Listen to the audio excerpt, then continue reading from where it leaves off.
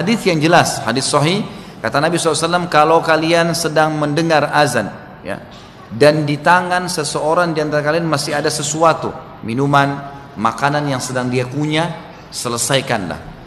Kata ulama fikih, selama belum selesai azan masih boleh. Tapi ini bukan berarti azan baru siapin satu piring, ya. Jelas.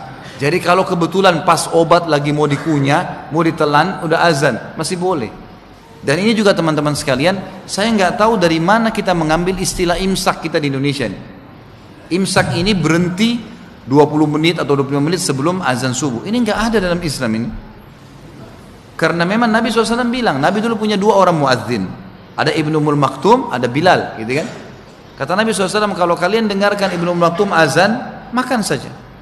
Kalau kalian dengarkan Bilal, sudah azan subuh, berhentilah, gitu kan. Berarti azan itu masih boleh, gitu kan. Assalamualaikum warahmatullahi wabarakatuh. Setelah kami menyimak video dari Ustadz Khalid Basalamah barusan, kami menemukan 2 poin yang perlu kami tanggapi dari pernyataan beliau.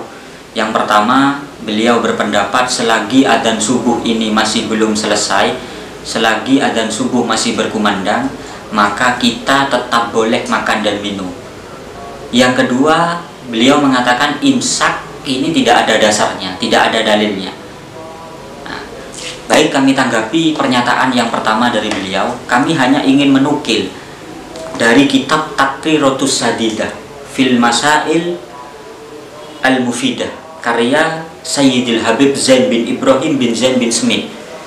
Ini sangat jelas beliau di sini mengatakan minal khotoil fahish al-waqi' fihi katsirun minan nas, termasuk salah kaprah yang terjadi di tengah-tengah masyarakat, kesalahan yang sangat parah dari masyarakat, annahum indama yasma'una adzanal fajri, ketika mereka mendengarkan adzan subuh, yatabadaruna ila syurbi, mereka bersegera untuk minum, i'tiqadan minhum jawaza dzalika, meyakini bahwa itu diperbolehkan, madamal muadzin yuadzin, selagi adzan masih belum selesai, wadzalikah la yajuz, padahal hal seperti itu tidak diperbolehkan.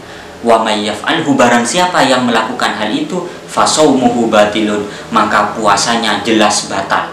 Wa alaihil qadha, maka wajib mengqadai puasanya, in kana shaumuhu fardhon, kalau puasanya fardu.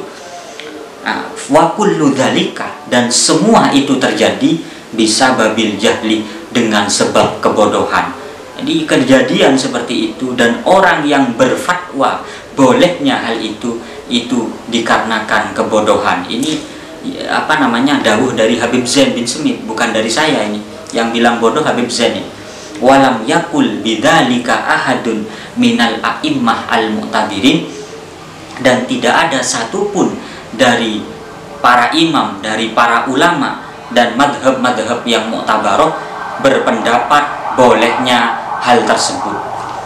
Yang kedua, kami ingin menanggapi hadis yang dibuat tendensi oleh beliau yang berbunyi idza sami'ah ahadukum an-nida, kalau kalian mendengarkan adzan sedangkan wadah dari makanan masih ada di tangannya, maka jangan diletakkan hatta yakdi hajatahu, teruskan sampai selesai.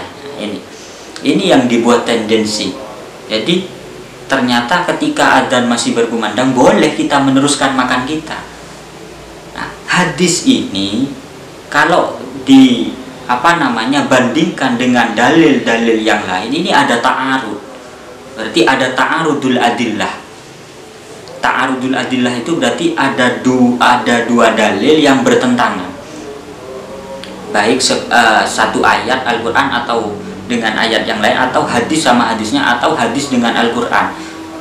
Nah, ketika ada ta'arud bainal adillah, ada 2 dalil yang saling bertentangan, maka kaedahnya yang sudah dijelaskan oleh para ulama usul fikih, idza amkanal jam'u bainahuma jumi'ah, kalau masih bisa dikompromikan antara 2 dalil tersebut, artinya dikompromikan ini diarahkan kepada tempatnya masing-masing, jumi'ah, maka harus dikompromikan.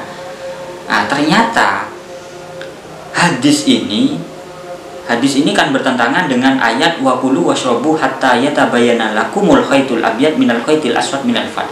Jadi makan dan minum itu batasnya kalau sudah subuh.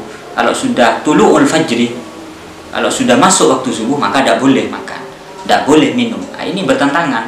Nah, cuma yang hadis yang pertama itu diarahkan, dihamluh oleh Al-Imam An-Nawawi di dalam kitabnya Majmu' Muhadzab. Ini diarahkan, hadis tersebut ternyata diarahkan insohah, kalau andaikan hadis sahih mahmulun inda awami ahli ilmi, itu diarahkan menurut orang awamnya ahli ilmu ala annahu sallallahu yunadi qabla tulu'il fajr, itu merupakan adzan sebelum subuh. Karena adzan di masa Nabi itu ada dua, ada adzan sebelum subuh, ini adzan yang dilakukan oleh Bilal, ada adzan ketika menjelang subuh. Adzan pertama ini adzan tambih linnaimin, adzan peringatan kepada orang-orang yang masih tidur. Kalau adzan yang kedua ini adzannya Ibni Ummi Maktum, adzan subuh. Nah, kalau adzan yang pertama sebelum subuh boleh kita makan minum, tapi kalau sudah adzan yang kedua yang dilakukan oleh Ibni Ummi Maktum, maka kita sudah tidak boleh makan lagi. Jadi hadis ini dihamluh oleh ulama karena ta'arud, diarahkan kepada hadis yang dibacakan oleh Ustadz Khalid Basalamah, diarahkan kepada adzan sebelum subuh, bukan adzannya subuh. Ini sudah jelas di dalam kitab Majmu' Muhadzab karya Imam An-Nawawi.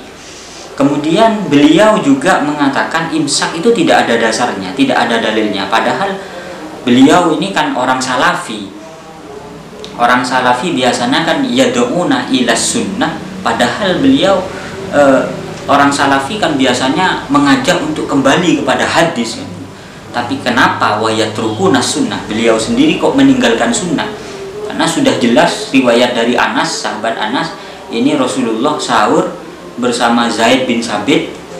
Ternyata setelah selesai melakukan sahur, setelah itu Nabi bergegas melakukan sholat subuh.